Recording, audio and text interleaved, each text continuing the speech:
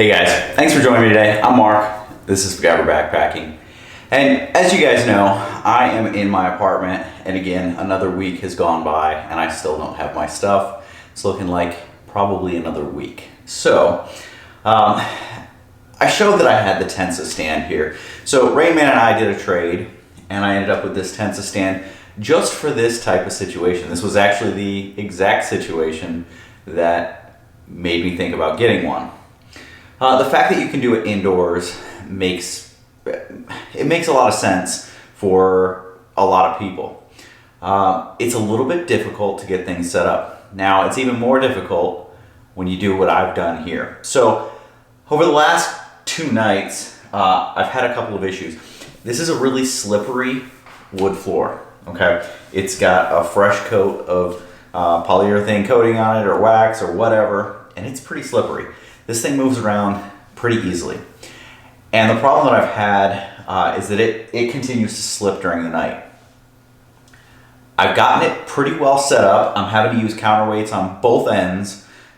So the head or the foot end, which should be a little bit higher, is behind a door. So it's behind a door hinge, and I've got a big piece, a long piece of metal that's behind the door holding it so that the weight is dispersed along the hinge edge. The other end is kind of tied to a duffel bag full of heavy stuff, so it's not exactly perfect.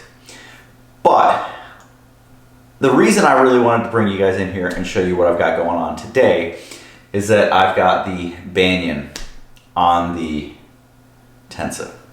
And so I showed some pictures of it out in my backyard when I was still in Oklahoma, and a lot of people asked questions. They didn't think it was really possible. And I will tell you that it is definitely possible, and it's a little bit easier if you have both ends able to be staked out. If you use the screw stakes on both ends, makes it a whole lot easier, because then you can go really flat or even go head high a little bit, which is what I like when I'm using the Banyon.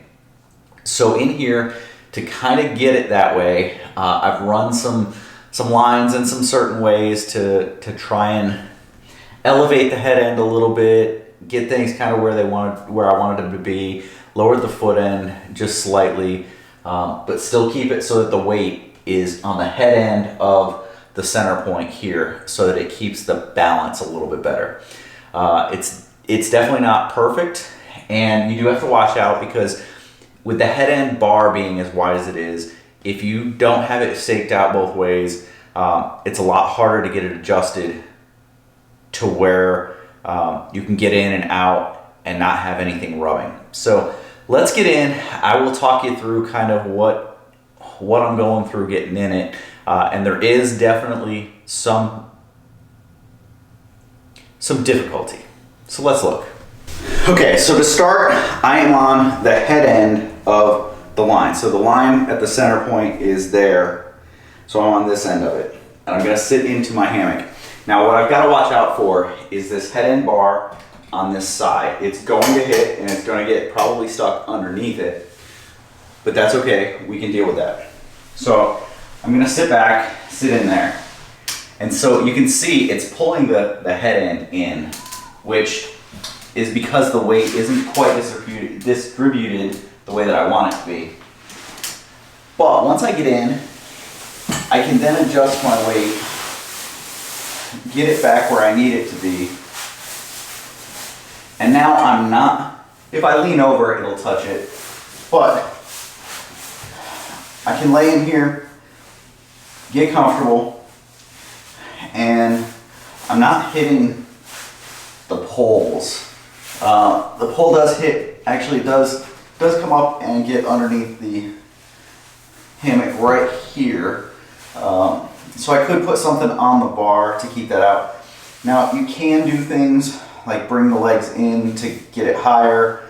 There are a few things that can be done to try and play with that, but it's really hard when you can't mount the head end, when you can't really have a hard point for the head end. But I can get in here. I I can lay on my side.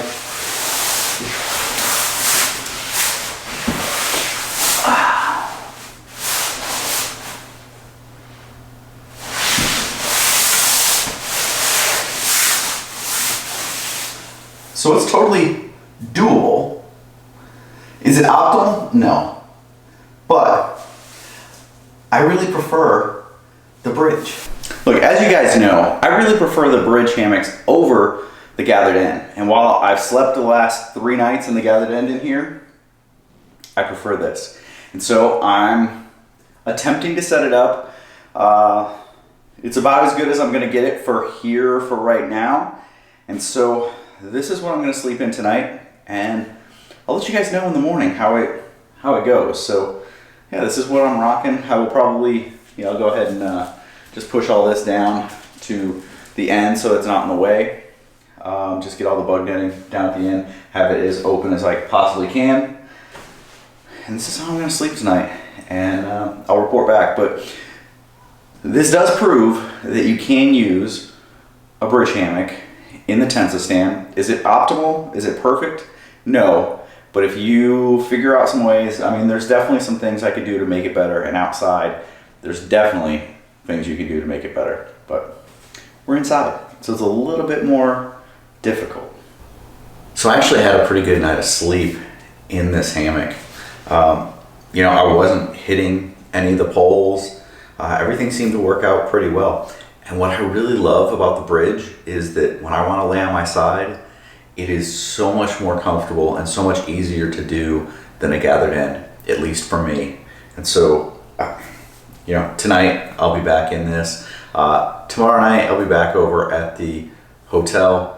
And so I've still got the hotel for a few nights. So I'm gonna spend the last few nights there at the hotel. It's closer to work. It makes things a little bit easier.